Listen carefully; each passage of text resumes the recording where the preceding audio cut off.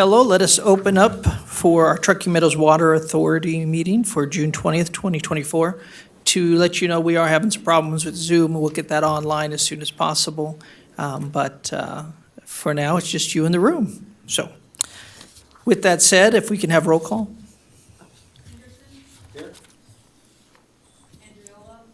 Present.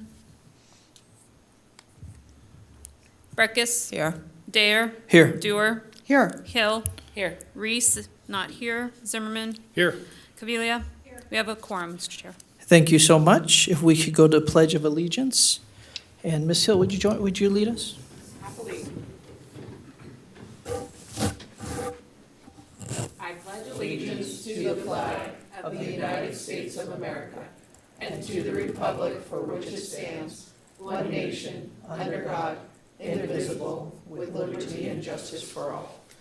Thank you so much. We'd like to open up for public comment, if we have any public comment in the room. Going once, going twice. No sale, okay. We have any possible board comments or acknowledgements? I have one, but I'll wait till everyone else gets to speak if they do not. Well, one of the things that I got to implement, and hopefully the new chair will continue with, because I think it's pretty exciting to honor our staff, is the Chair Award. And I have one more I'd like to give before my term here is done as chair. I'm going to ask if Sir John Enlow would come forward. He did not know this was happening. At least I don't believe he knew. So the nice thing is I saw him actually get tears the other day, so we might make him cry. He's getting old in his age. There you go. But we do have this chair award, and it's granted to people, I'll just tell you, to people who have served, and this can come from people who are very seen and sometimes people who are behind the scenes. But today, we did have a pretty big week that kind of was a capstone. We're going to talk about that in a minute.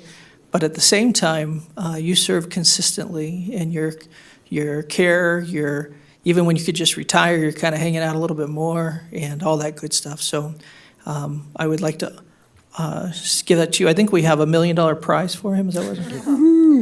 Or lunch. But I do want to. A $30 million one. Oh, yeah, $30 million one. That is exciting. So we'd like to honor you with that, my friend. And we do have a few people want to speak on your behalf. And if anybody up here would like to say anything, they're welcome to. Mr. Chair, Yes. I would not only be cheering you on, sir, for this award, but I had the absolute pleasure of attending a meeting that Tumwa put on and was so impressed, not only with all the folks that were in attendance, but the robust conversation and how you handled really the facts and the respect and setting an open environment for dialogue. I cannot commend you enough. If there was a just member award to go along with the chair award, I would be giving you one, honestly. Thank you. You did a great job, so much so I did contact Mr. Zimmerman to share exactly what I just said. So congratulations, it's well-deserved. Thank you. Thank you. Any more of our, anybody up here would like to say anything? Please. Thank you. Well, first I'd like to ask Member Andriola, what was this event? I can tell you exactly where it was. It was on June 12th, and it was at the elementary school, the Alice Taylor Elementary School, and it was a meeting that is now going to continue on July 10th based on my constituents as a commissioner wanting to gather more information. And yeah, it was great. It was really, really a high caliber, professional, open discussion of the utmost respect for very, very robust, enthusiastic information, some maybe not as clear as could be, and John did a great job. Yeah. Great. So I too have known John Enlow for a very long time, and commend you Mr. Chair, for recognizing him. I mean, tremendous job, both in the private and public sector. So we're just incredibly grateful to have you on board and in such an important leadership role here. Thank you. Paul? I know I've told you this one before, but I just want to say thank you so very much for your leadership and what you've done, and the vision that you've had for our community and all the work you've put into it. My experience of where I saw him in action best was actually, it was at the American Flats community event, and I sat amongst the most boisterous and concerned citizens. I'm just wanting to hear what they were discussing and what they were concerned about. And I mean, on the most part, they were very legitimate reasons they were worried about the American Flat project. And what was so cool was to see every single one of their concerns set aside, moved away because of John's response to everyone. Just a fantastic job. And I appreciate not only what you've done, but you've also set us up for success in the future. Doing a great job of mentoring those around you. So well done. Thank you so much. And hopefully I'll get to come check out your place in Montana when I'm visiting my son. Anytime. Any other, Ms. Breckus? Yeah, I didn't know this was coming on, but I just want to wish you all the best. I've enjoyed working with you, and I think I've spent a decade, so well earned. Thank you. I do want to point out, he's not retiring yet. We get him for part-time for a little while. Okay. Go ahead, please. Thank you, Mr. Chair. And I was like, wait, you are not retiring. No, no, so, not- Okay, Are you, though? Going halftime, For how starting long? today, or when is that happening? first of June. Okay, So congratulations. you started. Yeah, it started. Yep. And so halftime for how long? I told John I'd give it a go for a year, see how it works for me, see how it works for Tumwa, and go from there. I mean, it's So 5 to After- 10 years. Ms. Hill, did it's you- hard to just. Ms. Hill, did you have more to say? Thank you for your service and your vision. Thank you. I think it's amazing how long you've given to Tumwa, but you continue to think outside the box and mentor new people coming in. I've heard from staff who really appreciate the work and the time you've given to them, and also continuing to see how we can preserve our water future and growth and economic future for our region. So thank you for your time. Thank you. I'm sure you have a lot you want to say, but you don't get to do that yet because there's a few people in the audience that would like to say Sure. something, and we're going to open that up. And Mr. Chair, if I may kick it off. So thank you for honoring and recognizing John Enlow. We have a fairly full agenda, so we don't have time to truly recognize all that he means for this community and the contributions he's made. But for me, John embodies what it means to be a public servant. John works very hard for this community and is not only very intelligent, but is also very humble. He invests a substantial time mentoring younger, newer professionals, and is truly dedicated to this community. And one perspective John has instilled in Tumwa, and I think with other public agency staff, is that although we are Tumwa employees, we have a duty to look out for Tumwa's best interests and fulfill our mission, that we should always collaborate, look for ways to partner with other jurisdictions and agencies, and work for the benefit, the common good for everyone in the community, even if they're not a Tumwa customer or if it's not a specific Tumwa project. And you've seen that with the work he did with the TRI, General Improvement District, with the Affluent Management Agreement. You see that with American Flat, and there are numerous other examples. I also want to recognize Karen Enlow for all her support and backing of John Enlow. Woo, over these Carrie, there 40-plus you go. and for just putting up with him. That's a lot of work. Thank you. It's a lot of work. She'd agree with you on that. Go ahead. I just wanted to let Danny you- Rotter for the record. Danny Rotter for the record, yeah. One of the things I was thinking about that a lot of people don't realize is John's an entrepreneur. He did that for a lot of years in the private sector, and he brought that mentality and that culture to Tumwa. And one of the best ways to get anything done is to tell John you can't do it. That will ramp up his tenacity even more, which is why I believe we're going to talk about American Flat, because in 2005, somebody probably told him, you can't do potable reuse in an inland community. And I would bet that's why we're going to be talking about it. So I can't wait to work another 5 to 10 years with him. So. That's great. I know we had a couple more. Lydia Teal for the record. I'll keep this quick. But I think we're really here in this region because of John's forward thinking and his vision. I've been working with him. He's been my mentor for many years. And I mean, I can't say enough to how dedicated he is to making sure staff grow and give me and others the opportunity to succeed. And so I'm at public meetings, and sometimes we get hammered by questions and people who are angry, and he's always been there as kind of my support system and guiding me through. So I can't say enough. And just becoming a family friend, seeing him turn into a grandpa when I became a first-time mom, and us sharing that has really been special. So I can't say enough. And I'm where I'm at because of him, and he's been one of the most prominent figures in my life. So thank you. Very cool. Very cool. Do we have anybody else? I think go ahead, Dr. Piquet.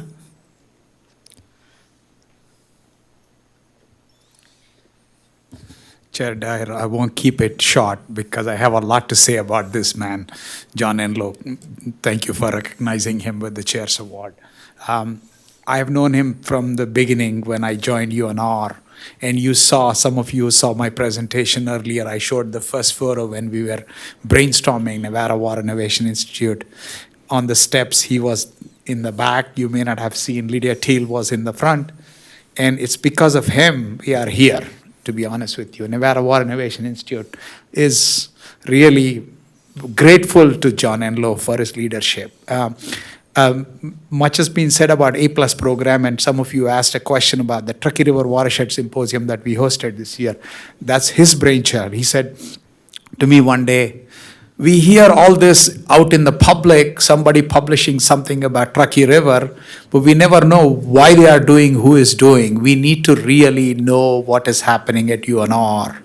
And that was one of the goals, is to really get the intelligence. So John has been a tremendous contributor to all the efforts that we have done at the university. And you see many of the students that were educated are because of the efforts that we've been able to get with John's support, and Tamwa as well. I think he really looks out for what Tamwa needs and what Tamwa should have, while looking at the broader context of what the region should do. Really, the vision of IPR project in the region is largely because of him. In fact, he's a pioneer. The treatment train that we have developed for our region using ozone BSE was first investigated by his company, Ecologic, with City of Reno way back in early 2000s. And that has become an industry standard now, that ozone BSE process is being incorporated into treatment trains across the nation and around the world, even in coastal communities where they are using reverse osmosis-based methods. And that's because of that work that John Enlow and his team did prior to his Tamwa days. So, John, I want to thank you for your great service to this community and tremendous contribution to the engineering of water resources. Thank you. Thank you. I'm sure we could line up, but would you like to share anything, John Enlow? We do have a meeting that we're going to have to get to in a second. You good? Well, thank you so much. We really appreciate you.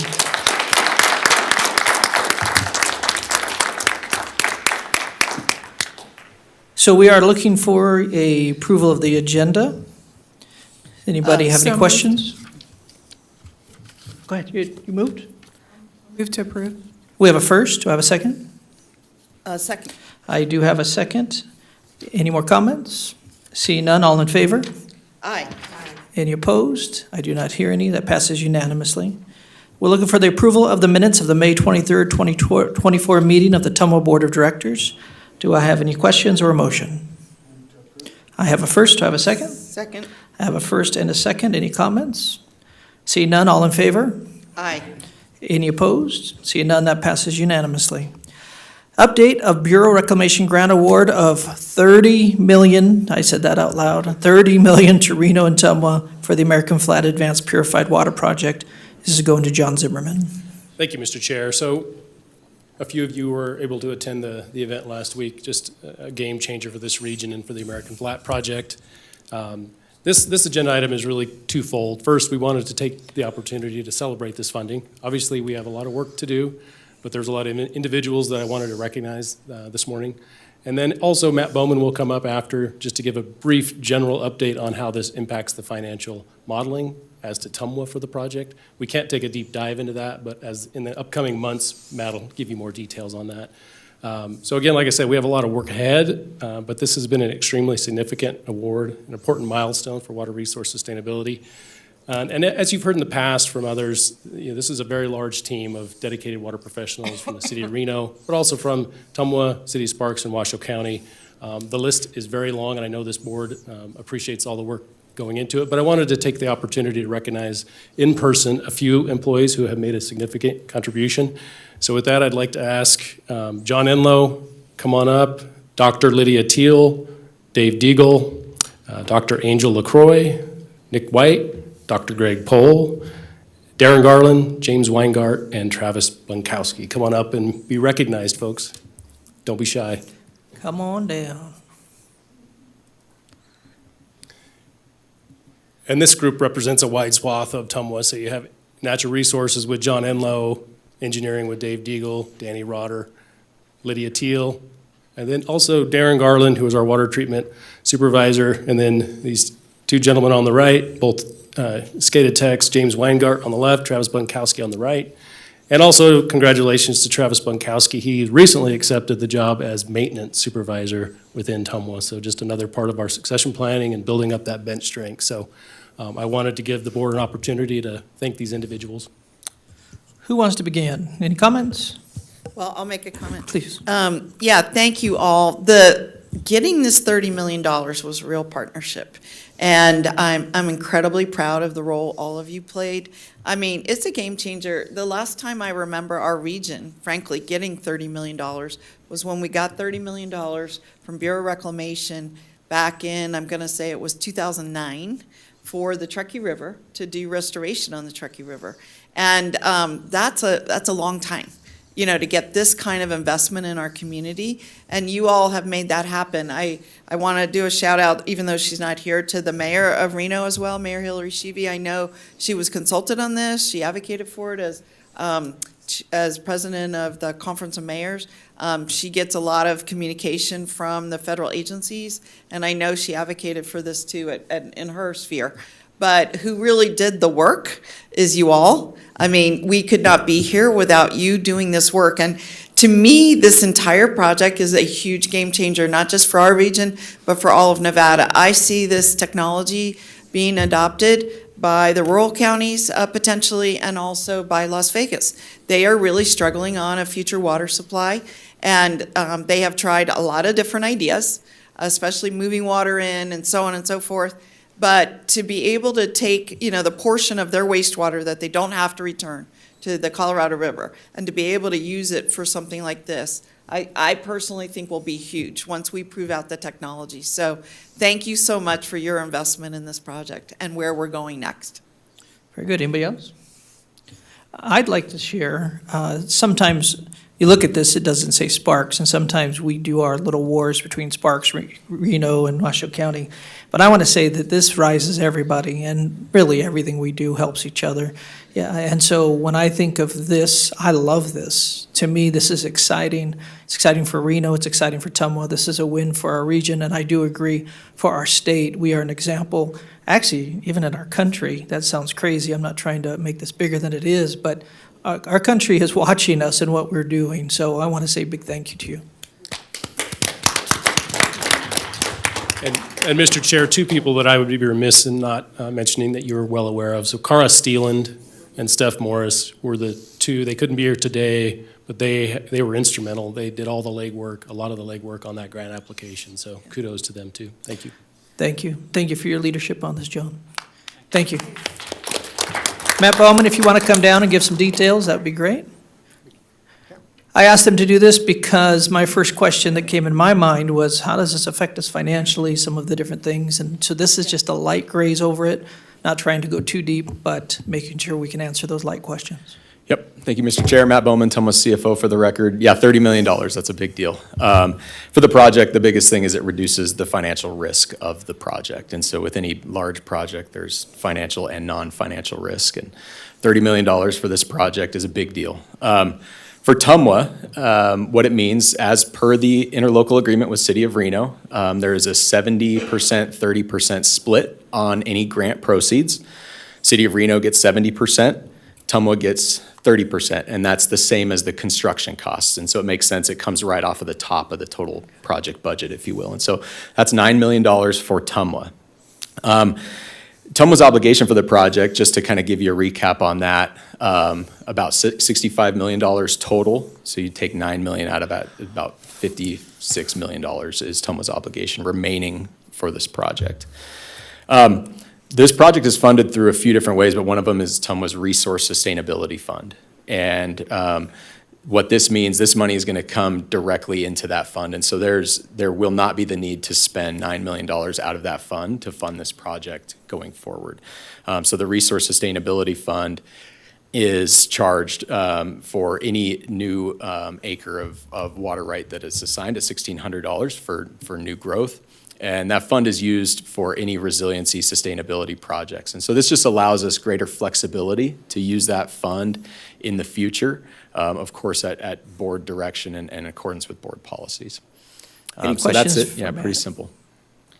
Well, let me ask a question. Sure. I know that we, not sure if this is on. I know that we approved bonding for this project. Mm-hmm. And can you just recap for us for both Tumwa and Reno? Sure. What that looked like? Yes, so, sure. So both Tumwa and Reno have applied for state revolving fund money, drinking water on the Tumwa side, clean water on the Reno side. The nice thing for Tumwa is the state made available 1% funding, and we applied for up to $55 million, which about covers Tumwa's obligation.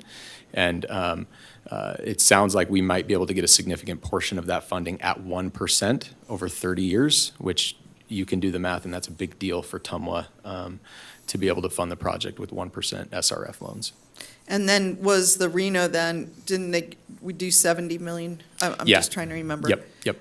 And would this be able to be applied directly to that, this money coming in to Yeah, pay down? so for Tumwa, it comes off the top, and so that gets us to about that $55 million obligation is what's left for Tumwa. And I can't speak to Yeah. Reno's finances specifically. Okay, all right, thanks. Okay. Oh, very good. This is just informational, but thank you so much. Appreciate it. Thank you. Congrats, and yay, go look for another 30 million is what our goal is. Yeah. So we are looking at number 8, update on federal water quality regulatory activities with Will Raymond and Kelly Burgess. Come on down.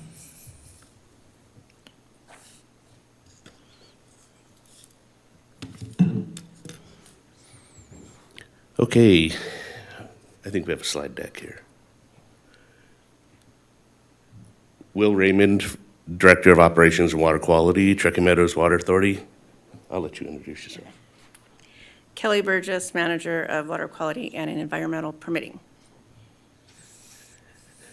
Okay, so we're going to do a brief flyby on some of the stuff that's in the news right now about the EPA and the federal regulatory activities. Mainly, we're going to target PFAS and the lead and copper. And we've got a couple bullets up there for each one of the topics that we're going to cover, just to give a little bit of history. PFAS is probably what's in front of everybody's face right now, but PFAS, when we refer to them, they're per and polyfluoroalkyl substances. I put them up there I usually refer to them by the abbreviation because unless I'm looking at them, I can't pronounce them, but I can do perfluorooctanoic acid, and the rest of them I have to read. I was going to ask you who came up with this name, because that's ridiculous. Some people a lot smarter than me, that's for sure. So we're going to briefly go into what we've done in the past, just in case you get questions of how do we get where we are today? What was done in the past, where we're going? So we originally started sampling as for the UCMR, and I think I saw at the bottom, when we reference UCMR, it's the Unregulated Contaminant Monitoring Rule. There have been several iterations. There'll be UCMR 6 coming out in a couple years. But UCMR 3 was back 11 years ago now, where we had a handful of our sources, and those are our treatment plants, our drinking water wells, that we were selected on the locations that we had to sample. The difference between the 2013 UCMR 3 and where we're sampling right now is the reporting level was so much higher. The reporting level was 10 parts per trillion to 90 parts per trillion. But part of how the regulations have developed and how occurrence data is being collected has been the technology. The technology has come such a long way since 2013 that we're going to see on the next slide for UCMR 5. So what we did in UCMR 3, we didn't detect any PFAS compounds in UCMR 3. And similar to what we've always done, UCMR 3 results were reported on the annual water quality report that gets sent out to all of our customers by July 1st of every year. So now let's fast forward to where we are today. And it's kind of a different thing. That's why I have different timescales at the top and a parentheses, because now you've got two different regulations that are merging together, because we're in the middle of UCMR 5. UCMR 5 sampling started last year. These are all locations where we are sampling every one of our sources over the next 3 years, and that's all of our drinking water sources, our water treatment plants. And it's a highly coordinated schedule that we have to work with our contract labs who have to be certified to run them, and also with the EPA. So whenever we deviate from our schedule, we're coordinating with the EPA. So we started that last year, but now the detection limit's about 4 parts per trillion. So the sensitivity has come down that much in the last 11 years. So now we can see at a much smaller level.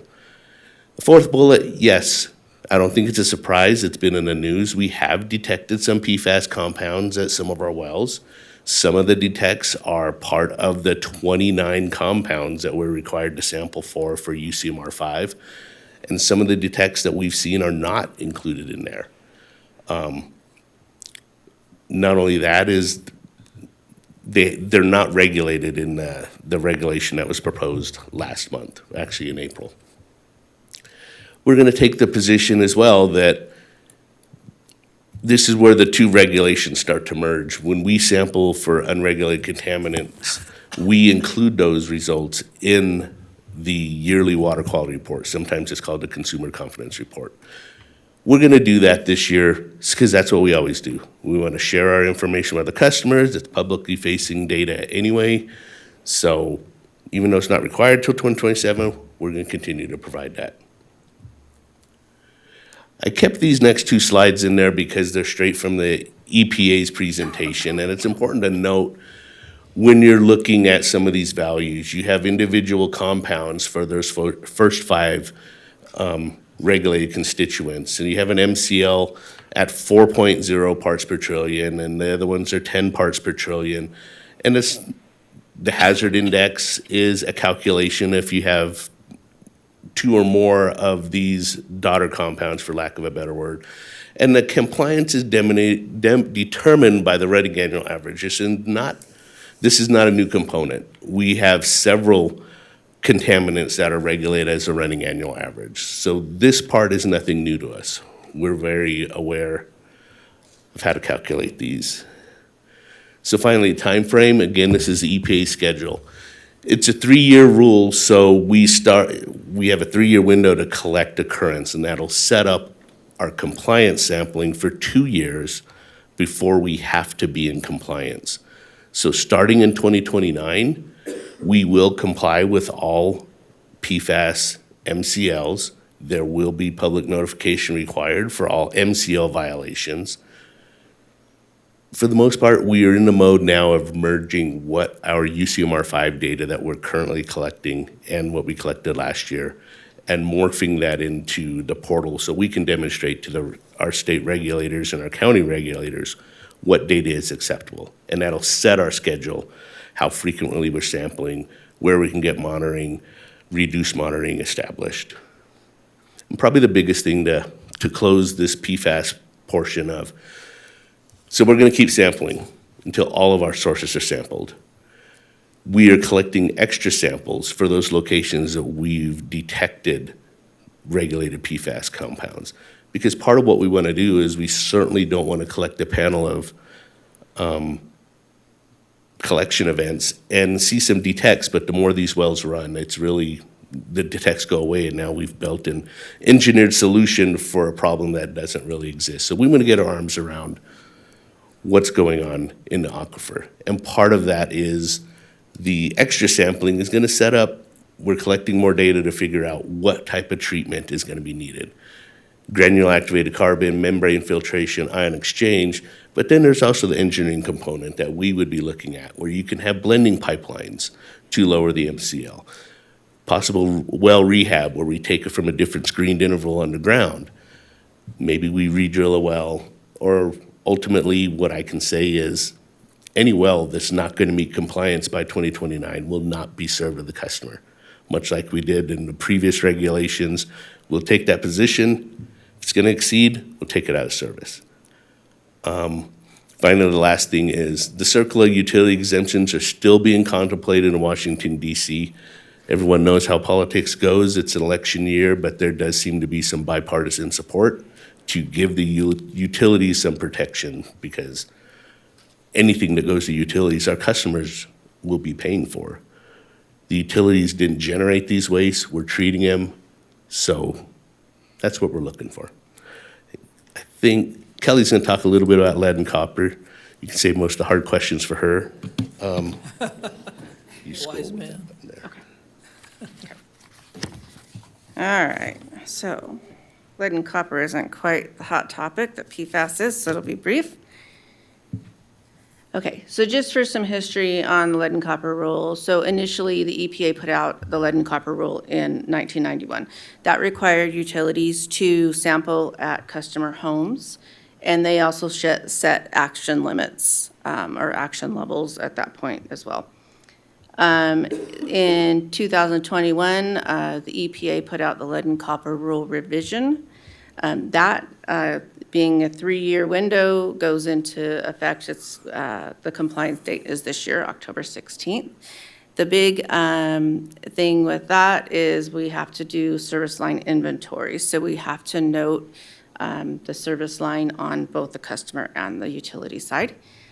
And then also before that rule even comes compliant, the EPA is looking to put out a lead and copper rule improvements. So that is expected prior to when the lead and copper rule revision goes into effect in October. So the things included in that, in the proposed rule, schools and childcare facilities will require tap sampling, that the utility provides bottles, communication, analysis.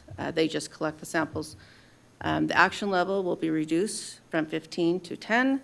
And then also the utility itself will revert back to 6-month monitoring on which right now we're on a triennial, so every 3 years.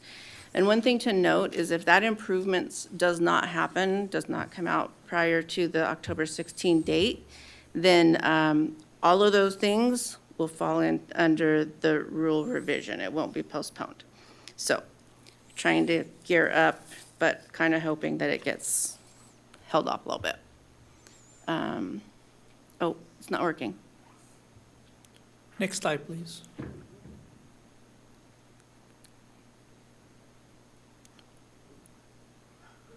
Okay, well, you guys have the slides? We do. Okay, okay.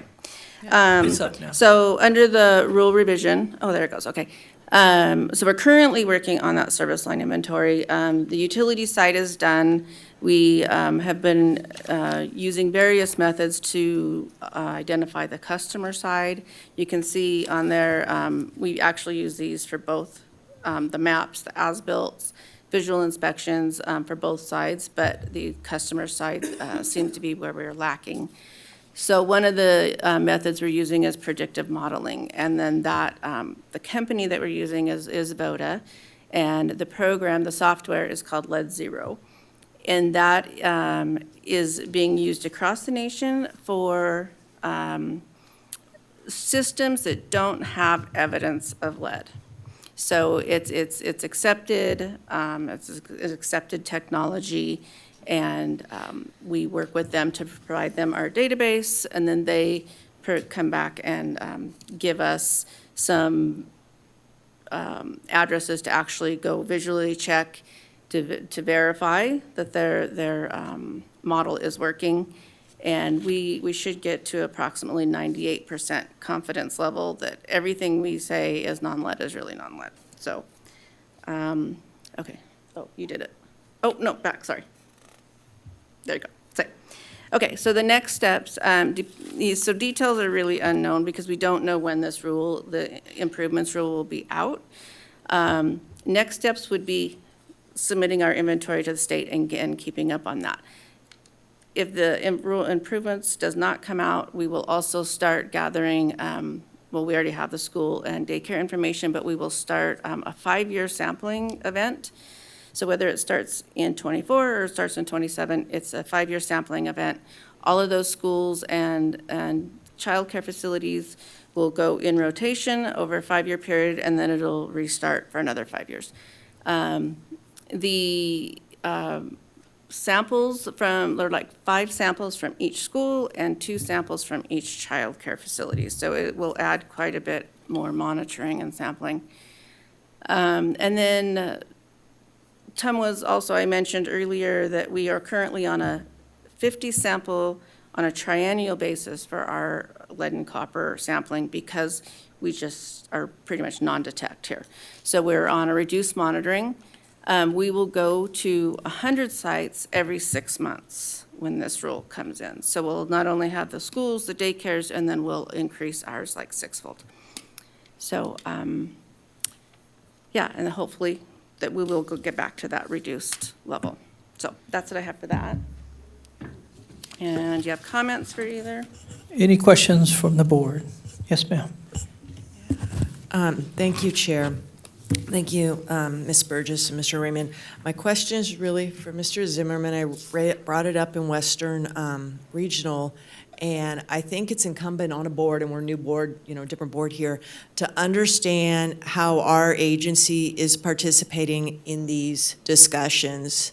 We're policy, but there are politics. On the one hand, the narrative is costly environmental regulations. On the other is science-based evidence of regulations to save lives, and I think a board needs to understand how our utility as a partner in some of these organizations and what they're saying and doing. The exemptions for the utilities, we didn't cause it, but we have to fix that. I really do think that on these issues, particularly these PFAS rolling out, which are in the news just about every week, a board like this needs to understand or give marching orders to your GM to participate in a group or not, if they are taking positions counter to the board's will. So I think a report is due then. And we can give direction at the end, but I won't disagree that this is, anytime we have potential lobby, I agree with you that this is something on behalf of our director. So thank you. And I just want to summarize. It may not be TUMWA in federal offices. It may be us as a partner to the American, name an association you belong to. Yeah. Waterworks, Yeah, and that was APWA. That was the intent in my GM report of talking about the American Metropolitan Water Association and American Water Works Association. They both filed joint petitions on the PFAS rule. But we can definitely bring back, probably in a closed-door session because of legal implications, Yeah, and make the board aware of those. thank you. Anybody else? Yes, please. For the childcare testing, is it in-home daycare as well? Okay, so that's a lot.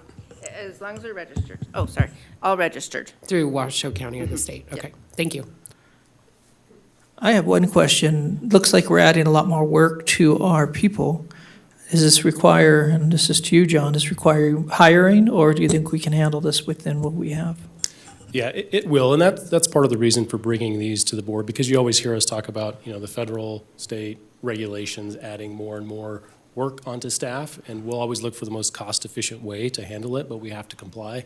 And so I'll turn it over to Will and Kelly to talk about staffing and financial implications. Thank you.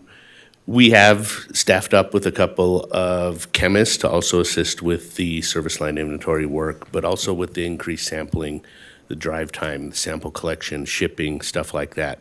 So water quality staff definitely thanks the board and the general manager for helping us get the people in place, because these compounding regulations are onerous. But I think Kelly's group, all credit to Kelly and her group, they're well positioned. They're going to keep us compliant. Thank you.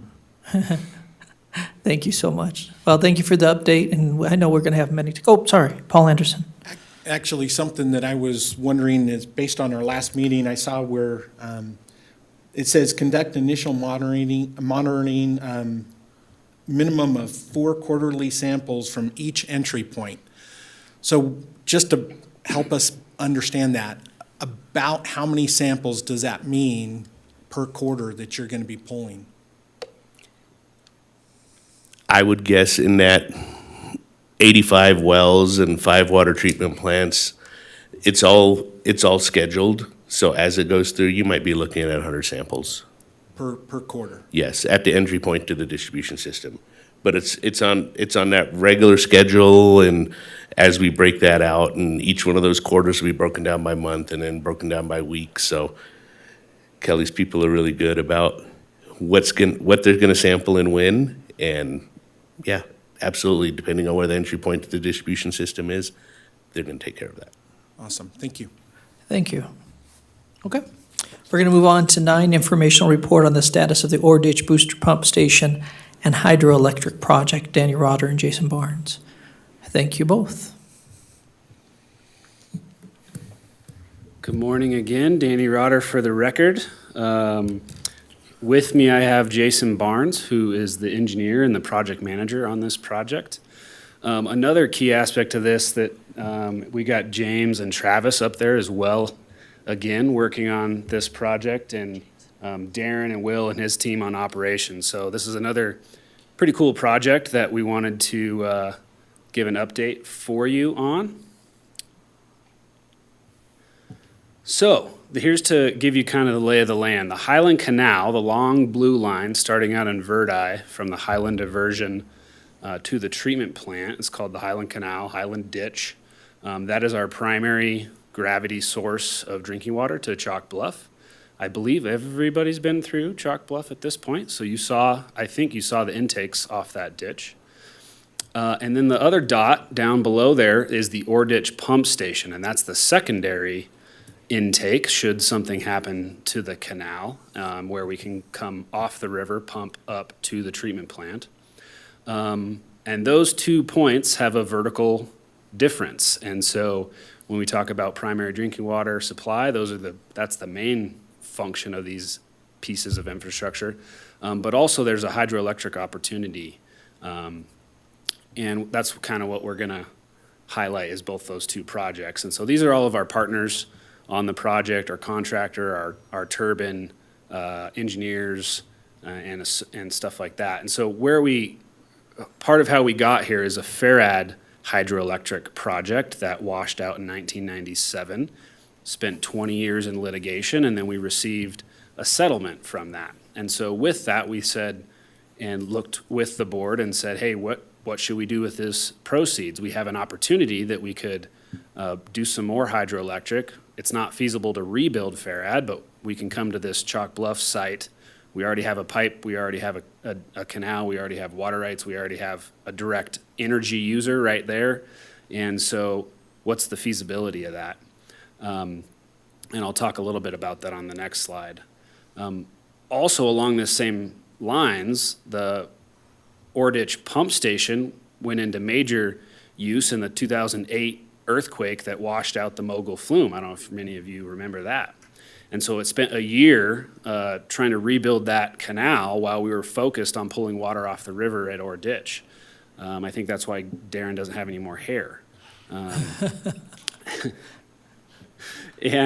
So both of those things have led to this project in trying to improve the pump station, make it more reliable, while also realizing the opportunity that the hydroelectric has. And so we'll talk a couple points on that, and then Jason will go through kind of some cool construction update information. So when we looked at the feasibility study, we realized that we're only pulling just enough water to meet our demand for the treatment plant, and that ditch and that canal has more capacity. And so if we pull the water off, we can make up to $300,000 and $350,000 a year in savings at the Chalk Bluff treatment plant by using water to make power to make drinking water. And so that's kind of the gist, that when the canal has some capacity, is the lower demands for us, and we can offset our energy costs. And that's kind of the high level basis, is that's a benefit. And so with that, Jason's gonna give kind of the lay of the land down at the river and start to give a little update on the project. Great, thank you. Jason Barnes for the record.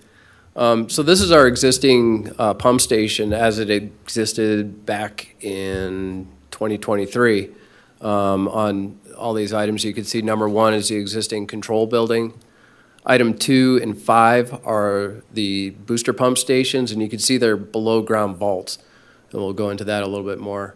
Item 3 is the existing discharge main. Item 4 is the river intake. And item 6 is the ore ditch canal, which actually provides a second source of water for the booster pump station to the river intake. This is a photo of the existing conditions. On the left-hand side, you see these are the submersible pumps that were installed originally. These pumps are typically used for sewage applications, and they really like to be operated consistently because they live in a bath of water. And if you don't operate them consistently, water does eventually leak into the motor seals and will harm the motor. And they've been somewhat unreliable due to that because we don't operate it on a consistent basis. The gate on the right is kind of a funny story because we got started, and within a month of construction, they were going to lower that gate to close it off, and it broke in the closed position. So we were feeling really good about the project because there's no time like the present to get this thing fixed. Again, this is looking at the booster, and you can see it's not the prettiest looking thing in the world, so we're gonna improve it to look like this guy. Well, there's a photo, like a drone photo, looking at the existing site. And then our wizard draftsman, Judah Holland, whipped up this exhibit. And this is generally what it's going to look like. We're going to probably fix up that wall and do some faux windows to make it look even a little bit better. Can you go back to the before and after? Sure. All right. It's magical. Yeah, it's pretty cool.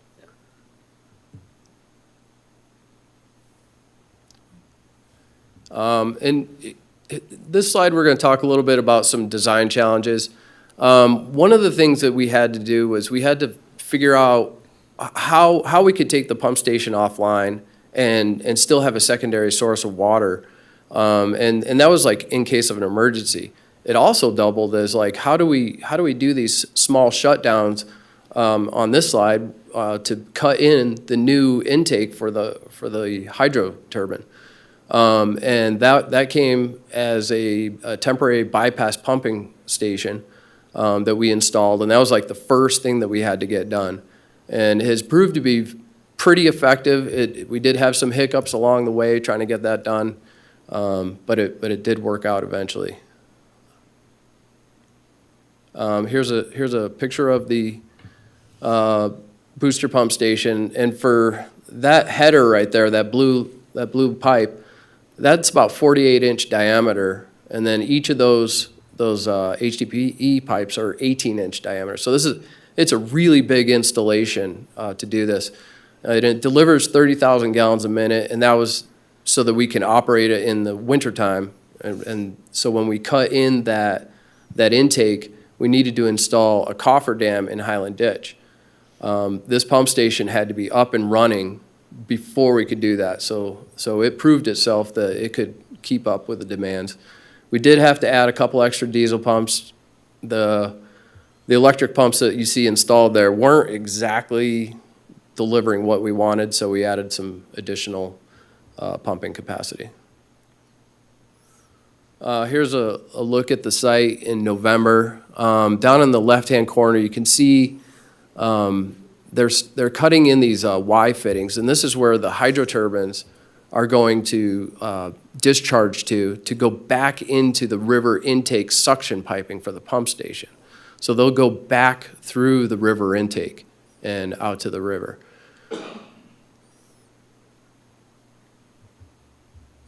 This is another image of that. You could see the do I have a pointer on this? I guess so. Okay. Yeah.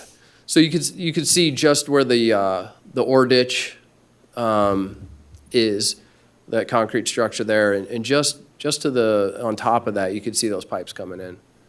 And there you see the start of the wall for the hydro. And the hydro is in between the two vaults. Originally, this project started as two separate projects, and the hydro team was going to install a third vault that had the hydro gear in it.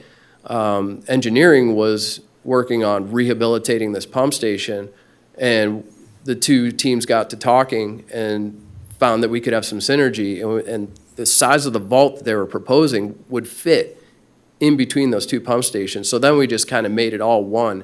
And so they share a lot of value together, because the new pumping system that we're getting had to be in a building. So it all worked out. There's a good synergy there. This is the intake for the hydro. And it was pretty impressive how quickly the contractor was able to make this happen. I think we went offline in December after the cofferdam was installed, and this is a couple weeks after they were complete with that intake. And that pipe coming out of the bottom of it is 54 inches, so it kind of gives some scale as to how big that thing is. And we're all a little nervous running through it when we did the bypass. It just stresses you out. This is a more recent picture in June, and it's starting to get really exciting down here. You could see the in between the two vaults, you could see that room forming for the hydro. The hydros are going to live down below, and then over to the left is the control valve vault. That is probably one of the most critical pieces of this whole operation. Hydros can trip offline from the power grid. And when they do, the water is still coming down the line. So to protect the ditch from overflowing and to protect the treatment plant, that control valve vault will open up and simulate what the hydros were taking in water. And that's all backed up by a diesel generator. So a lot of thought and effort went into designing that. And it's like a small little piece, but it's like absolutely the most critical of this whole facility. Here you can see those laterals, those blue pipes. Those are the discharge mains to each of the pumps. There's 6 pumps total. They haven't got it completely equipped. There's a new surge tank that's going to go into play. And then what you can't see is the 2 36-inch penstocks that are feeding the center of that hydro room. Questions? Yeah, any questions? The next tour will be there when we're Very setting cool. some cool equipment or something. Any questions or comments from our community? Yeah, go for it. Thank you, Mr. Chairman, and great work. This is very exciting, and I'm really grateful for the leadership of former staff and your team and the Tumwa board in the past for getting this online. Does this run through, this is my ignorance, does this run through MB Energy or this power source that we're receiving, or is this because we're a utility, we're exempted from that? I'm just curious. So the goal is to use the majority of that power behind the meter in our own grid. Okay. We can do that. Directly offsetting one-to-one power costs. Okay. There will be times that we'll be generating additional power that we will be able to Sell net back. meter back to MB Energy. Yeah. Okay, that's great. Yeah. That's really amazing. Thank you. Yep. Follow up to that. So when you do the net metering, I mean, how do you set the rate for the buyback? That I don't know. Is Ryan Dixon, you want to kind of chime in on that? You got any answers? We just got approval Okay. last week. Okay. There is also, while he's walking up here, there's also a renewable energy credit portion of this that has value as well that we're working through. To sell separately? How much money do we make? That's the question, if you're wondering. Well, I'm actually interested in how it's set. Sure. So NV Energy has their rules, and this is something that they do all the time. So we'll just be using their rules that are already in place for net metering. As you are aware, we operate 3 other hydro plants, and we sell energy back. This will be a different rate from that. Those are on a purchase power agreement. This will be through rules that they already have in place. Do you know what the, is it per kilowatt? It would be per kilowatt. And do you know what it happens to be? Off the top of my head, I don't. Okay. Yes.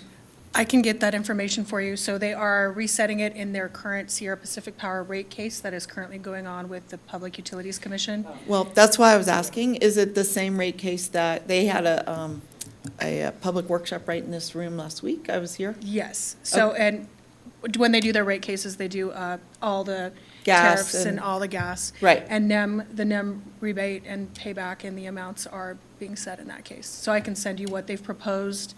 It is still being adjudicated. Right, so just to let you know, Mr. Chair, I mean, I was planning to go attend the hearing. I think it's June 26th. June 26th is the first phase, so phase 1 is I'm actually representing other clients in that case, is the cost of capital phase. The second phase, I believe, is July 21st.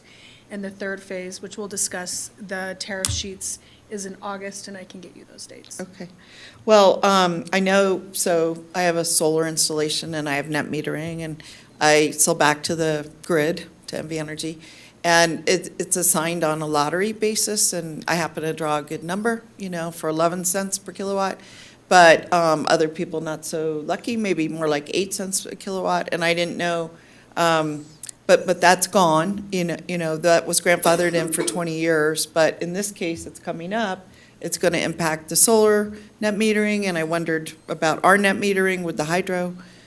So are you going to represent us or different clients? I'm currently representing other clients in that matter. So who would represent us in this rate hearing? So we would monitor that. We have internal counsel monitoring that, and then we'd also hire outside counsel. So are we, because these hearings are coming up very quickly? We have not engaged outside counsel to Okay. represent us in those proceedings. Okay, well, it could be important, and the reason is NV Energy is setting this triple base rate, and then that the credits that you're speaking of and our price per unit and so on and so forth are being affected because this base rate is going to be the highest in the country, and it's going to then affect what the rates are for the renewable or the use rate, how much energy we use at our plants. So I think we have an interest, both, not just for the hydro, but for the energy that we're using, and how will this rate case affect us as a utility? So I don't know, I think it's worth talking to our council and making sure we're covered on this. No, that's a good idea. We'll look Yeah. into it. Thank you. Any other questions? Okay, thank you. This is just information only. Good information. Thank you both. Yeah. We have an informational update on Spanish Springs Water Resource. Mr. John Enlow.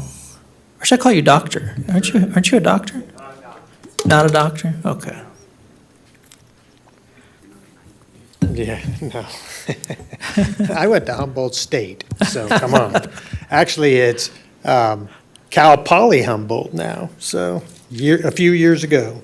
A few others back here also went there. Anyway, here, just an informational item for Spanish Springs. This is, I think many of you are familiar with, the former county systems at the north end of Spanish Springs have had historic issues with arsenic and nitrate contamination. The county actually implemented some septic to sewer conversions years ago, trying to help improve that situation, but I mean, that's a very expensive endeavor to do that. TUMWA, with the acquisition of the county's water systems in Spanish Springs, took over the county wells, knowing that there was an issue there that would eventually we'd have to deal with. Our operations group, we've been supplying primarily surface water for years and meeting all the water quality requirements that way, but Those are, the groundwater resources out there are resources that our community needs. And so we've been investigating a kind of an innovative treatment process to remove arsenic and nitrate. It's actually a process that evolved out of wastewater treatment. I mean, I'm sure you're familiar with the denitrification process at Tumwharf, and to reduce nitrate in the drinking water. And Carollo engineers are actually the ones that have kind of pioneered an approach, retrofitted this wastewater, biological wastewater process into a drinking water process. So Tumwha has been working on this since about 2017. We pilot tested the technology out there, and it proved to be very successful. We've been working closely with the City of Sparks staff on potential sites for this treatment plant. The work that we've conducted to date has identified a preferred location, which is a City of Sparks piece of property. It's a park site that the city is also intending to use a small portion of as a corporation yard, basically east of Pyramid Highway at La Posada. I think it's a 17-acre site or so. The ore ditch goes right through that. And so the city's looking at it as a corporation yard. We would only need 2 to 3 acres of the property for the treatment plant, so we've been collaborating with them on how could we jointly develop and get the uses out of it that we need, in addition to allowing the city to develop that property as a park. So we're continuing to work through kind of the permitting process. One of the interesting aspects of this, the Great Basin Water Company owns and operates the Sky Ranch water utility just on the north side of La Posada Drive there. Approximately 600 residential homes. They have similar problems as we do with arsenic and nitrate contamination. They participated financially in this study with us, looking at could we possibly develop a joint facility that could treat our wells in addition to their wells. And so Tumwha would likely own and operate the system, they'll treat their water, deliver that water back to them, that type of approach.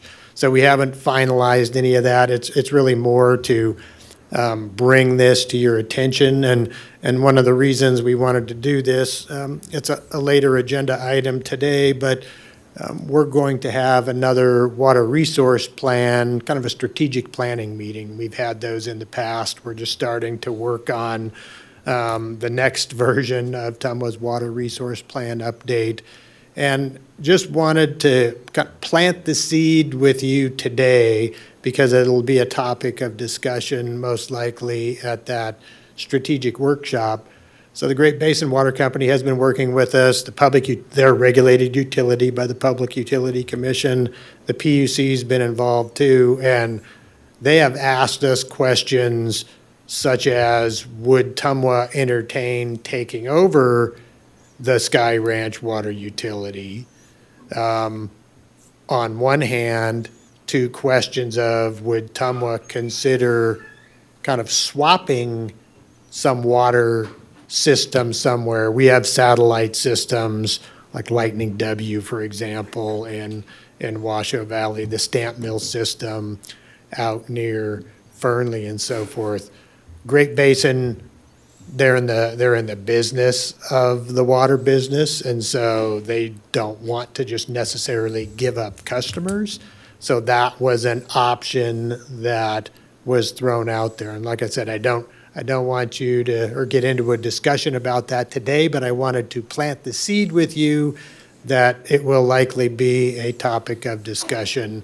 I think we're talking about August for that strategic planning workshop. So with that, I'd be happy to answer questions. Any questions? Yes, Ms. Burkus. Yeah, thank you for the report. It did raise a number of questions to me. I guess I didn't know we had proceeded that far with this area of groundwater, contamination. Is this area, are they they were Washoe County utility customers, and now they're our customers? Yes.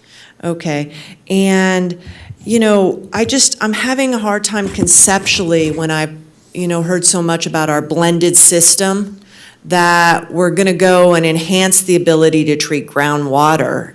You know, why aren't we using river water there, bless you, or, you know, the Vidler water? I mean, why aren't we using a better water resource that we have out in this area, rather than going through an expensive process for a small crew of, you know, residents to treat them, and then how does this water get into the rest of the system? Right, no, that's a very good question.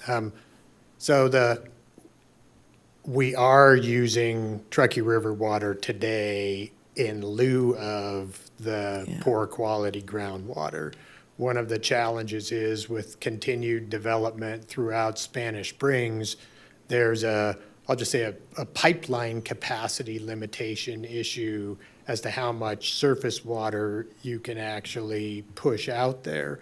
And so these wells served existing customers, and we have the same concerns you are. It's a very expensive treatment process that would basically restore the water service or water supply, the original water supply, to those existing customers. So this is not a project that would be borne by new development. It's really something that should more likely be borne by the existing customers, and so we're very sensitive to that.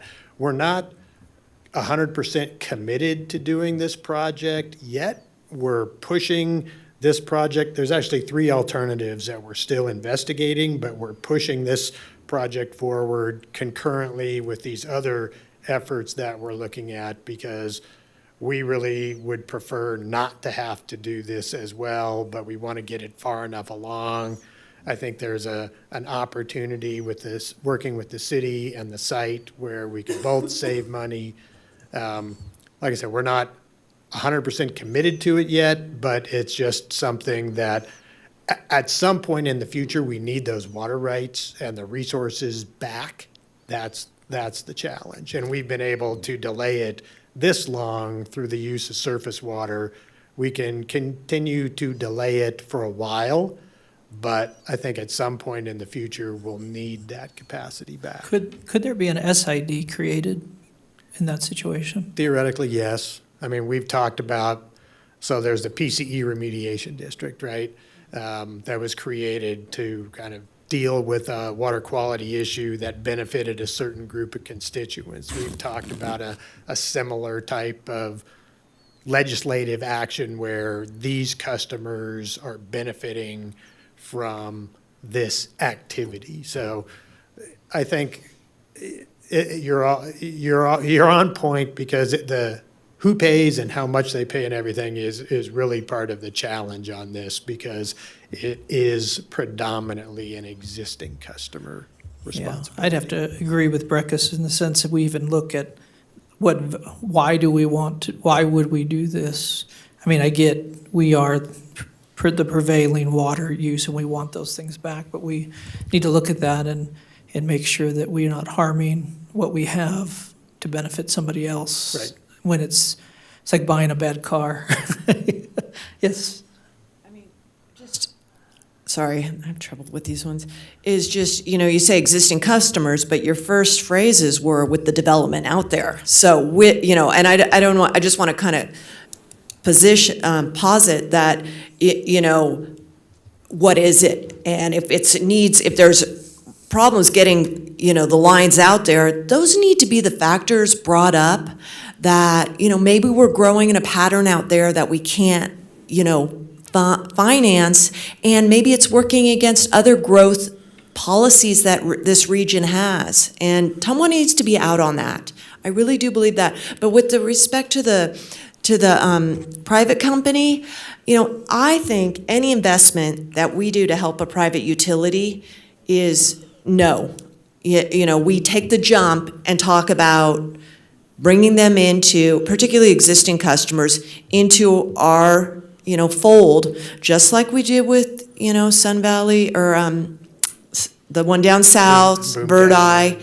And certainly no transactional, this for that, they're investor-owned, that's their issue. We have policy, in my view, of all residents at a suburban level being Tumwa customers, and that, to me, is the goal line. Thank you. Thank you. Thank you, thank you. Any other comments? Okay, well, this was just an update. Appreciate continued updates on that. We'll talk more. Thank you. Thank you. We now have a presentation on Tumwa's new business process, Danny Rotter and David Kershaw. It's me again. All right, so Danny Rotter for the record. I have Dave Kershaw, the engineering manager over new business and planning with me. And also, it's a day of acknowledgement here. I also want to have Katie Mason stand up real quick. Wave up here. This is one of our engineers that does plan review for us. And so she's always coordinating with field crews and relocations or brand new projects and meeting our standards. Our other engineer, Tiffany Anderson, I think as soon as we scheduled this, she said, I'm on vacation. So I think maybe have met her before, but she's been here a long time and they both do a great job. So I just wanted to acknowledge her real quick as we're talking through some of this. So a couple months ago, a number of developers were coming to us and saying, our projects are being delayed, they're taking longer than they used to. And so we've kind of dug into some of those things and looked at our process, where we're at. And so this is kind of a high-level overview. I know you've had a lot of information today, so hang with us. We got some more facts and figures for you as we go through this. So we'll talk about our plan approval times, what the Tumwa board goals are and how we've been meeting those. We'll talk about all of our projects versus just subdivision projects. We'll talk about some of our community outreach that we've done over the last few years. We'll talk about our use of ductile iron pipe and PVC pipe. That's a topic out there that I'm sure you've heard of. And then we'll talk about our redundancy and reliability and how we provide high levels of water service. And then we'll talk about some of our future plans. So each October in our strategic planning, we Just let it be known that Ms. Breckus is leaving now, right? So thank you, Ms. Breckus, for your time. We have board goals that we go through all of our strategic stuff, and that top snippet is from last fiscal year. And so we talk about continuing to measure and report our new business turnaround times. We split the categories into commercial with main, commercial service, and subdivision. Our goal is for that first review, as soon as that project comes in, brand new, 75% of those are done within less than 30 days, and then 100% are within 60 days. And the bottom grouping is over about 9 years, and it's hard to see. There's a couple yellows in there, a couple reds, but largely green. And so we've been meeting those board goals for quite a while with a few hiccups in there. So I'll hand it off to Dave, and then I'll be back to wrap it up. Good morning, David Kershaw, engineering manager for the record. And again, I'll try to, hopefully I'm not going to, last time I was up in front of you guys, I was a little too soft-spoken, so hopefully I won't be as soft-spoken this time. So anyways, so I just want to go through some metrics in regards to our new business processing. And in this first figure, basically it's a metric for all the projects that we receive in new business. You got about 8 to 9 years there of data. And the blue bars in there are basically the number of projects we receive on a fiscal year basis, and it kind of varies over the years there. The green and red line, I want to pull your attention to those. So the green line there, the green trend line there is average days with Tumwa. And so basically in our new business process review and approval, we'll get a design in, we'll review it, we'll redline it, we'll send it back to the engineer for revisions, and then they'll send it back. And so there's a couple of iterations, and I'll go into that a little later here. And so that green line is showing basically the amount of time, average time that a project is in-house as part of active review inside Tumwa. The red line above it is the entire time it takes to approve a project through the process. And so basically from application application comes into Tumwa to actually design review approved. And so you can kind of see some trends on that. But so the difference between the green and the red line is the amount of time it's out in the engineer or consultant's hands or the applicant's hands in regards to whatever they might be doing with it, correcting red lines or whatnot.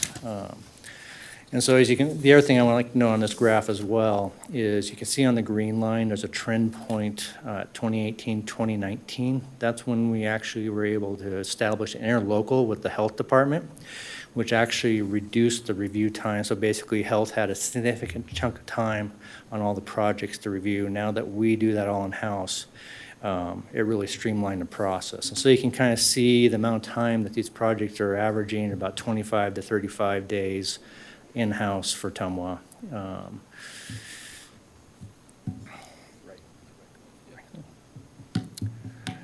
The next figure here, again, for all the projects, basically wanted to present, hey, you know, how many times do we actually look at these, and, you know, also how many days that we actually have it in each time we're looking at them. And so number of reviews is what we're looking at. So the orange line there, kind of a slight trend up from 3 to about 3.5 times, and lately in the last few years we're starting to trend down to 3 in regards to number of reviews per project on average.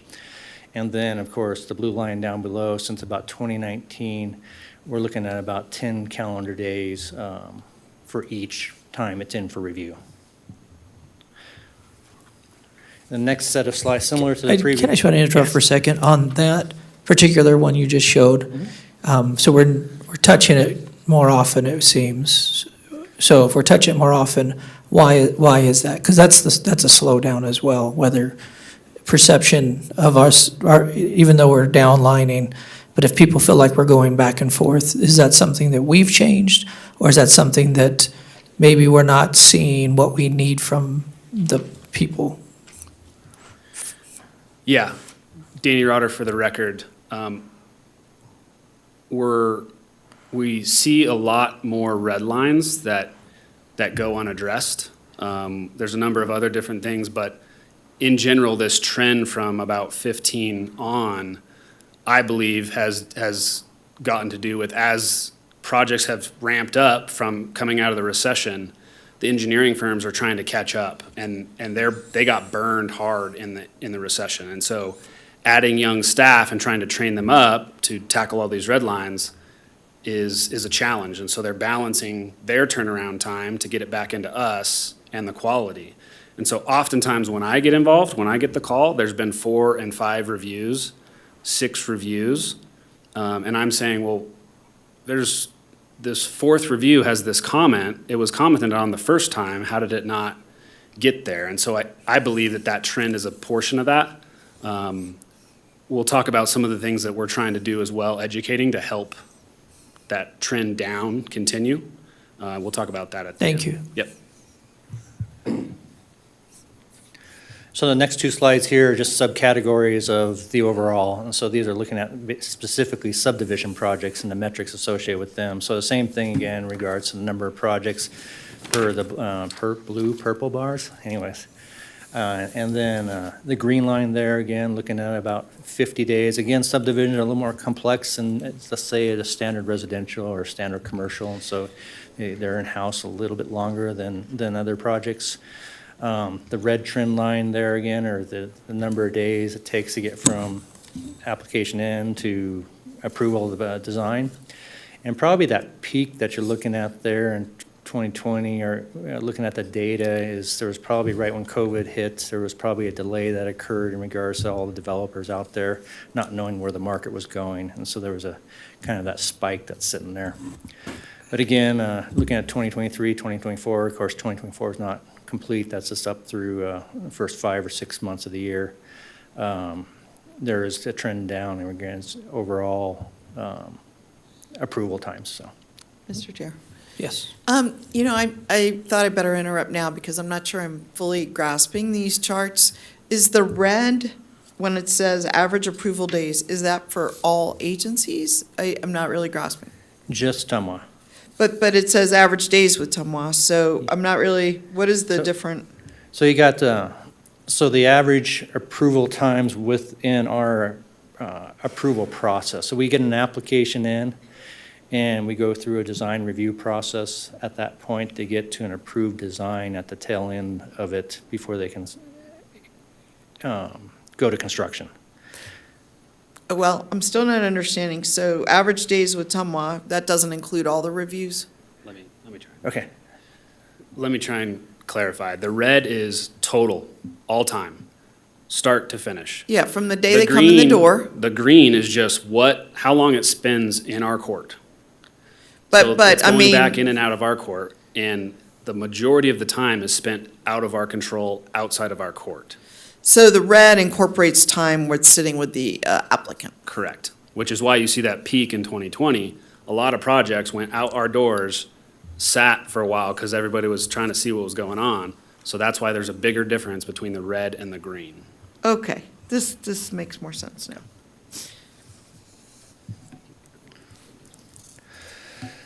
And so similar to your slide, again, looking at subdivisions, number of times we have an average number of times for review for various projects, so kind of trending between 3 to 4, and then the last couple of years are starting to decrease again.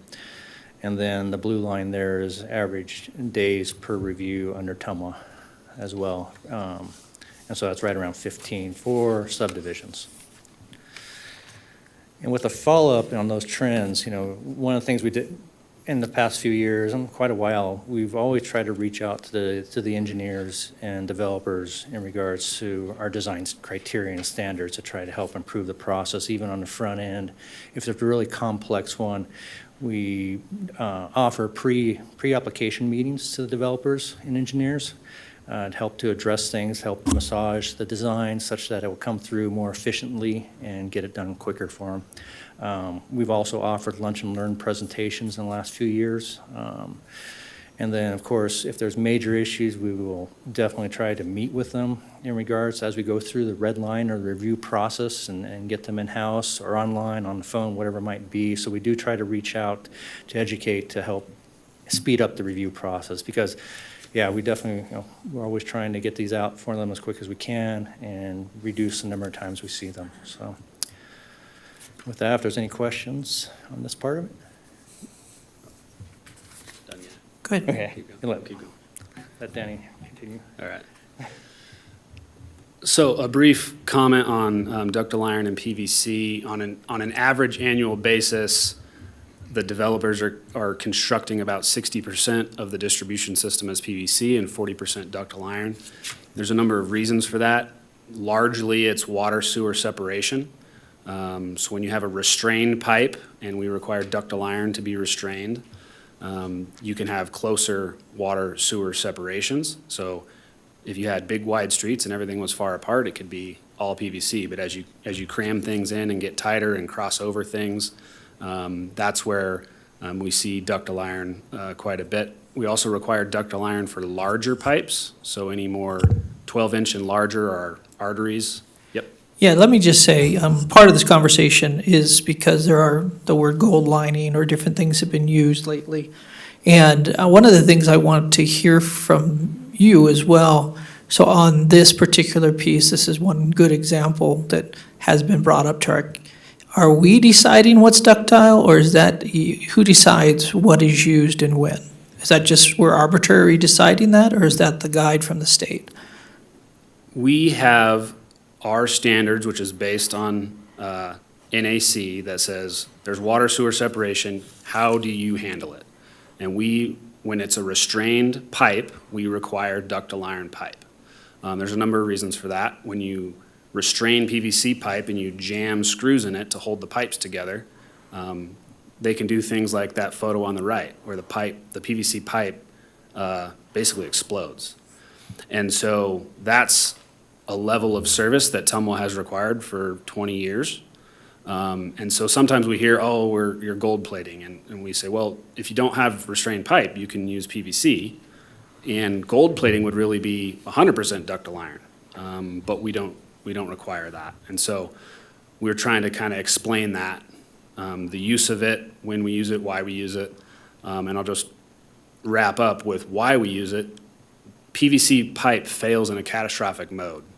And if you look at our leak costs from 2011, there's a lot more leaks on C900 PVC pipe. And each of those leaks costs about 3 times what a ductile iron leak costs. And have we changed something recently? You said 20 years we've been expecting the same thing out of everybody. So probably it's just costing more because inflation has been there, would be my guess. I haven't heard a direct reason. Yeah. Ductile iron does cost more. We track it ourselves and compare. It's not tremendously more, and especially when 60% of your distribution's PVC and only 40% is ductile iron on a typical subdivision project. We have seen more projects when they get further and further out. We require ductile for those transmission mains, those arteries. So like the development out in Verdi, they're building 18-inch diameter mains that are the arteries of water service out to Verdi. Those are more critical. We require ductile iron for that. We always have, but in 2014, there maybe wasn't projects with arterial artery projects.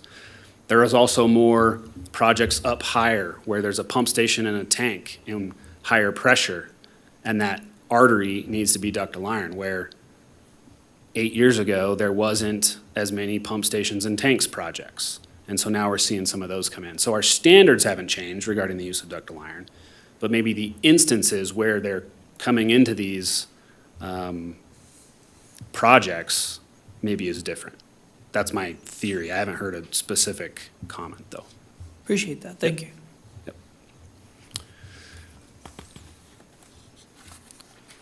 Try the back, behind the back wheel effort?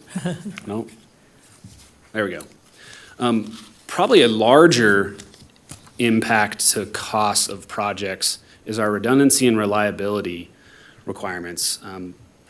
Our level of service when we provide looping mains or secondary supply sources is really based on that high level of service we provide so that we don't have outages and we don't have fire flow problems. And so here's an example of an apartment project plus some townhomes over off of 4th Street. I forget the name of it, Mountain View, Mountain Meadows, Mountain Meadow View, something like that.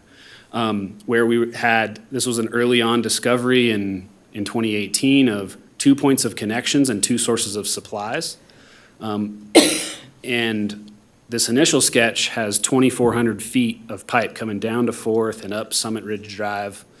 And just to give kind of an example, that's a big cost. And so when the project has more iterations, we work with the, I had a line on there. We work to try and look at alternatives. So this specific project, around that PRS 2 call out over to the connect to existing 8-inch pipe, we shortened that run up by working through a pedestrian path. We cut it to about 700 feet of pipe. And so we do those things quite a bit, but what often we hear, and this one specifically, a letter was written to the Reno mayor about, Tumwa is doing all these things. And we said, well, we require 2 sources of supply. So if one is out, we can still provide our high level of service. And it does cost, but we were already working with them on this alternative alignment. So those are the things we go through quite a bit. We don't reduce our level of service, but we work with the developers to come up with situations. I'll give another example of when you do the bare minimum, some of the things you can run into. The Lightning W system, old Washoe County system, it was built with 1 tank. Well, tanks need to be recoated, and we need to take them down. We went to go take that tank down and said, well, we would be out of fire service for 6 months if we just do this.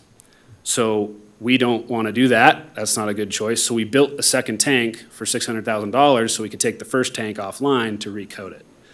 Those are the types of things that we are planning in to our systems now so that we're not doing that down the road. Those are probably bigger impacts than PVC and ductile iron pipe. So what are we going to do in the future? You saw those trend lines down in 2023 and 2024 of number of reviews per project. We're going to continue to try and educate our engineers. We're coming up with a tips and tricks, a quality control guide where, hey, these are the top things we see over and over again. So if you tackle these things, you'll be able to get through our process faster. Paired with that, in the fall, we'll do some webinars and trainings where we specifically invite them to it. We'll give them some continuing education credits and walk them through this and say, hey, here's the things we see. And if you do these things, you'll be able to get through our process faster. Another thing we're doing is we're updating our project portal. We already have this. It's been one of our board goals. And I'll direct you, if you ever get contacted by a developer, point them here, because a lot of times we hear from an owner that an engineer said that Tumwa is doing something. Well, this gives you all the information, just like Acela. The plan review came in, it went back out in 15 days, and then it spent 30 days, and then it came back in, et cetera, et cetera. Actually just heard from somebody the other day that, Tumwa's holding this up, and I pulled it up myself from Project Portal, not even our internal system. And I said, well, the information you have is wrong. Your engineer's telling you they've only had 2 reviews. Well, they've had 4, and they're not telling you that these 2 took them 60 days to get back in. So this is a kind of a ground truth that you can look at and point them to say, let's work with what's happening. This is the real one. And then also what we're going to do with that portal is be able to upload plans directly. Instead of right now, we kind of have a COVID implementation of a OneDrive, slapping plans back and forth, passing plans back and forth. So we think that's going to help us quite a bit. We're also participating in a regional effort to go to digital final map processing, digital map signatures. And then also in that is kind of a discussion of the overall subdivision process and how the different agencies work and how you get from a tentative map to a final map. So we're participating in that. So, high-level conclusions. Our turnaround times are steady. That ILA we implemented with health in 2018 really helped that out. We're continuing to make efforts to educate the design community on our requirements. And we can always make improvements, and we're going to continue to look at that and be part of the regional discussion on improvements. Thank you so much. And this is a direct question I know that we've had people in our cities and our county been asking about. You guys have probably heard. One of the things that we sat down and we wanted to make sure that the rest of our board got to hear the work that's being done. So I think you did a great job, but there might be a couple questions from somebody, if there's anything. Oh, you did pretty good. Thank you so much. Continue to keep us updated and let us know when some of these design things are happening. We might want to show up and just kind of be present. So, thank you. Sounds good. Thanks. Okay, we're moving on to the update of the 2025 to 2045 Water Resource Planning efforts. Nate Allen and John Enlow. I think it's weird we're saying 2045. That hurts my mind. Good morning, Mr. Chairman and the rest of the board. Thank you for the chance to present this morning. For the record, my name is Nate Allen, Director of Natural Resources. Back in our April meeting, staff notified you all that we were kicking off this planning process, looking at our resource plan through 2045. Obviously, your input is really important to this process. We go through this about every 5 years. And there's a few different ways that we look to get your input and direction. One of those key areas is through a strategic workshop that we host outside of the regular board meetings, which we've tentatively scheduled for August 19. The staff has gone ahead and thought forward about some particular topics of discussion for that workshop. And so I wanted to share those ideas that we had for you, get your feedback on those different topics. So I'll walk through a few of those. I think you all have the memo with you, so I won't read through it, but I'll hit on those. And please feel free to jump in and ask questions as we go through. The first proposed topic would be looking at service area. This was an area that was focused on in our last Water Resources Plan, Recommendation 1.2, from the plan that went from 2020 to 2040. It states that we should continue to analyze geographic extent of our water resource planning area. And there are some other areas now that in the last few years have come up, which we think we could use some additional direction on. You heard John talk earlier about Sky Ranch, mention that in discussion. Stonegate, as well as looking at the Marlette Lake water system, where we're continuing to be in discussions with the state of Nevada and Carson City. You know, we'd like to raise those questions of what do we continue to consider as our service area for the next few years as part of this plan. The second topic that we'd like to raise and discuss in this workshop are around water rights. You know, I think we've raised this several times. You're familiar that water rights are a key component of our planning to ensure that we have the paper water that aligns with our wet water, and looking to make sure that we're managing the allocation of those rights efficiently and effectively. There's a couple of topics that I think strategically we need to look at and making sure that we're allocating those rights. One example is as how we utilize those rights as it relates to return flow management, and those return flow credits that can enable some regional priorities, but we know that if we allocate our rights to some of those regional priorities, we want to make sure we're balancing the priorities here within TUMWA first, and getting some input from you all through that workshop I think would be helpful. Another kind of related topic as we look at how we're allocating is statewide, the Governor's Office of Economic Development has initiated a process for assessing impacts to water as they deliver state economic incentives. For a long time, we have coordinated closely with EDON, but the state has started a process to try to formalize a lot of that interaction. And obviously, the coordination between economic development and our operations here at Truckee Meadows Water Authority are important. So I think it would be great to have your input into how we plan for that going forward. Finally, there's been lots of discussions today, which I know you guys are all up to date on, is how we are really pushing the envelope in deploying new technologies around indirect potable reuse.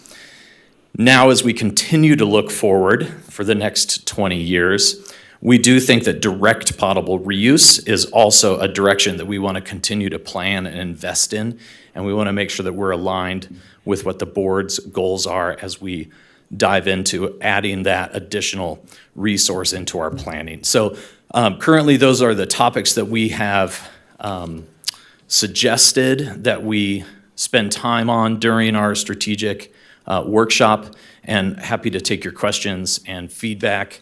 I'll invite John Enlow to come up too to back me up here on any of these questions that you might have. So thank you. Any questions? Go ahead. Hey, could you just quickly recap, or do you have all the topics on one page anywhere? Yeah, I'm sorry. Do we have the staff report that's available for everybody? Right. I don't know that we had slides Right. developed. Let me see, I probably have that here. I think it's Well, anyway, could you list them again really quick? Sure. Just like in a row instead Just of. as the high-level topics, discussing continued planning for the TUMWA service area, TUMWA service area.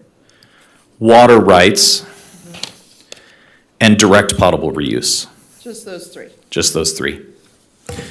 Yeah, sorry to confuse that. There's a number of those topics have, sub areas within each of them, right, that are complicated, which is why we kind of need some designated time to workshop those. I think it'd be a great workshop. Look Yeah. forward to it coming up. Terrific. And you said it's going to be when?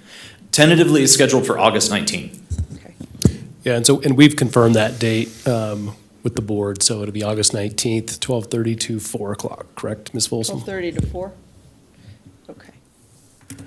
Thank you so much. Thank you. I have a question. Oh, sure. Thank you. I just want to clarify the strategic workshop that Mr. Enlow spoke about specifically in terms of the Spanish Springs water resources. Is that different than the August 19th that we're talking about? I believe it's the same. Okay. Same thing. I Yep. thought it might be. I just wanted Yep. clarification. Thank you so Yeah, much. of Thank course. you. And you were a rock star at the meeting, too. May I also include that? Thank you. Thank you. You can always call someone a rock star. That's a rule. Speaking of rules, information update on potential Tumwa rule updates. Come on down. Dan Newell? Did I say it right? Newbell. Close though. Newbell. Yeah, good morning, everybody. Dan Newbell for the record, staff attorney at Tumwa. I just wanted to give you a sneak peek of sorts at the upcoming rule changes that we will be offering in the coming months. When I joined Tumwa last year, one of my primary goals was to work with the various departments to help modernize and streamline some rules that they had been interacting with and thought could use some tweaks. These rules changes in some cases have been being worked on for the past couple years, and they're finally getting to a point where we can bring them forward to you all. Essentially, the Tumwa water rules are the terms and conditions that apply to all water services that are offered by Tumwa. We are still in the process of finalizing the red lines, but in my staff report, I offered a summary of sorts of the rule changes that we're expecting to bring and what they will entail. Those are going to be centered around Tumwa Water Rules 5, 6, 8, and 10. And we're going to be doing a workshop before we come forward to you all with the formal red lines to solicit any public opinion about those changes that we're offering. And then we'll come to you for a first reading and a second reading where you can offer any changes or give us any feedback that you all have on those potential changes. I won't run through unless you all want the full summary of the rule changes, but they are offered in the staff report, and if you have any questions, then I'd be happy to answer them. Yeah, we can just read them, and then we'll go through the workshop with you. Perfect. Thank you. Thank you. Any questions at all? Thank you for the update. Thank you. I'm so sorry. Okay. I do have a question on the fire facilities, which I understand this is, I feel like it's directed at Washoe County, but I get it. I know that we are in current discussions on the fire facility issue, and I'm just making sure that you are working with our staff and that our codes will, and our policies will be coming together on that as well, because I just want to make sure that we're not enacting a rule here that is going to be in conflict with what we're doing at Washoe. Yeah, that won't be the case. Member Hill, we have that fire hydrant maintenance agreement with Washoe County, and so we'll work through that. This is just a cleanup, kind of Okay. modernize the rule, but not affect what we do there. And Sun Valley as well, was that another, the No. GID? Sun Valley will be working with Washoe County too on hydrant Okay. maintenance within their system. Okay, all right, I just want to make sure. Thank you. Thank you. Thank you so much. 14, discussion and action on appointment of Alex Talmont to the primary senior citizen class customer representative, Ms. Sonia Folsom. Good morning, Mr. Chair. Sonia Folsom for the record. Alex Talmont has been the alternate representative for the senior citizen customer class since 2021. And Bob Chambers has been the primary representative since 2005.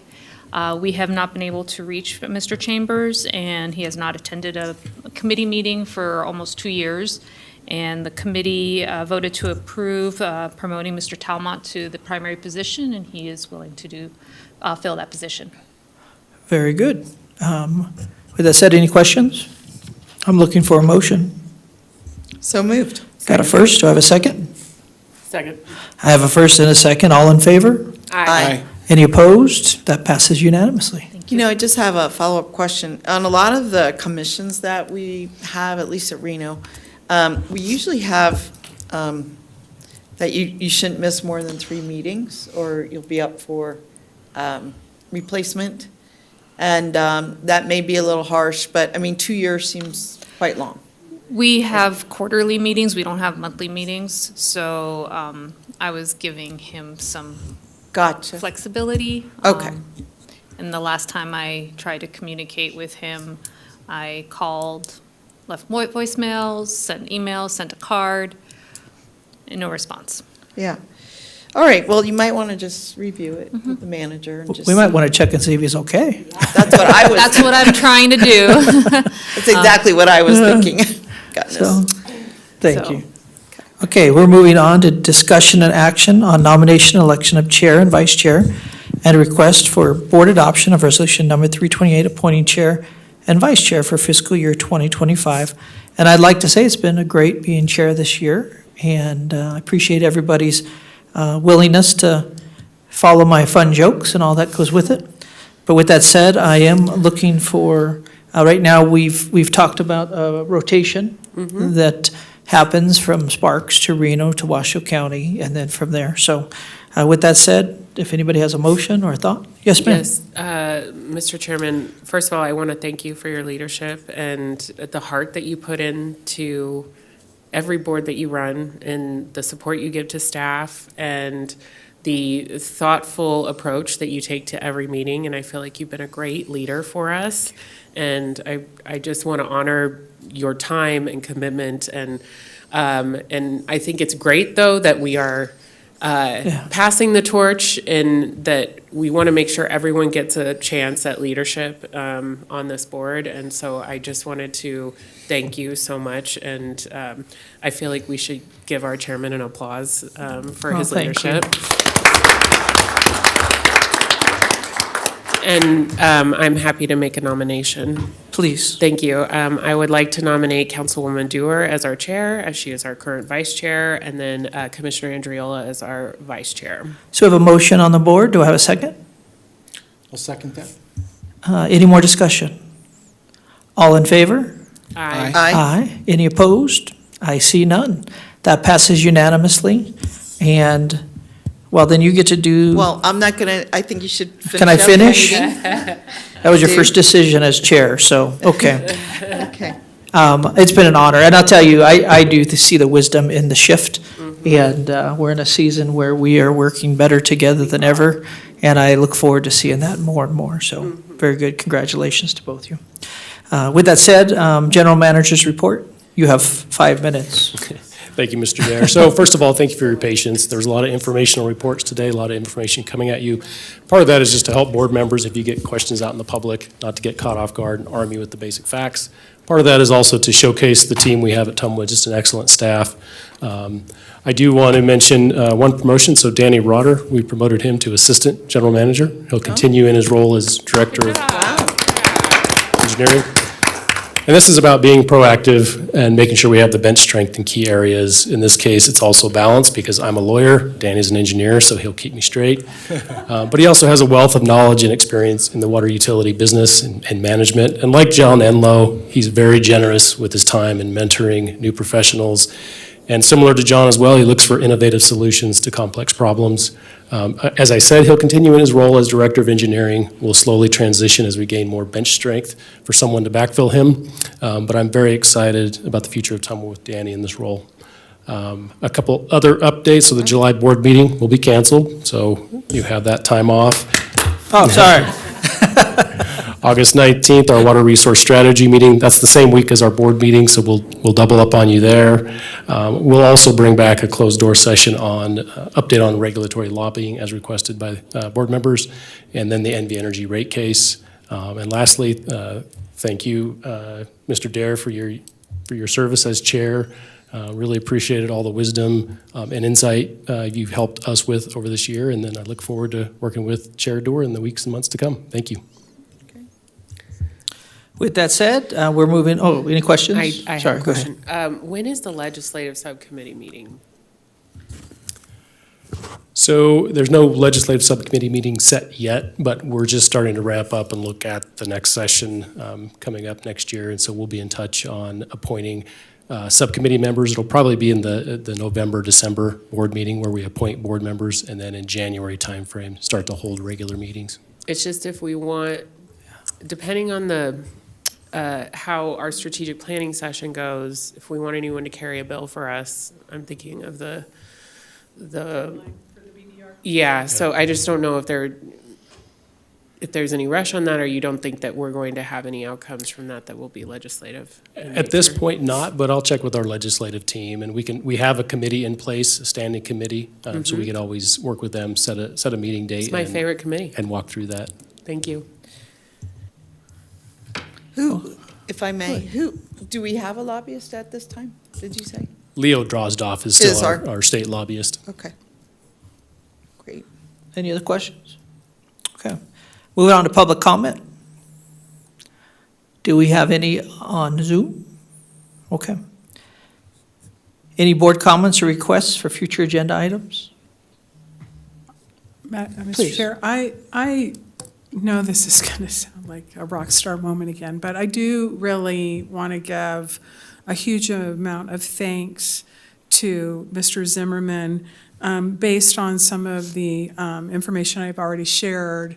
There was a lot of misinformation prior to the June 12th meeting. And in, having a conversation with Mr. Zimmerman, the flexibility of turning around of, here's some things that you might want to be aware of, and he could have already been aware, or Tumwa would have already been aware, but they ended up doing an FAQ page on their site, and a turnaround time for an agency should be a record. Honestly, that allowed the public, those constituents who were really concerned about issues, to actually look at the FAQ, and then the social media that not only that information was shared, but Washoe County helping as well. So I really want to give you, again, the $1 million award that the Mr. Enlow got and the chair got, this $1 million award. I don't know what that means exactly, but it definitely, I think, is a representation of what we've heard today throughout all of the staff as well, in terms of being flexible, being responsive, and not necessarily, you're going to break all of the stereotypes or bureaucracy. And I think that that's a testament to, it really is a customer service organization. This is about the customer at the end of the day, and being and delivering the best customer service possible. So thank you all. Thank you, Mr. Zimmerman, for your leadership, and thank you all. Very good. Any other comments? Okay, see none? We are done.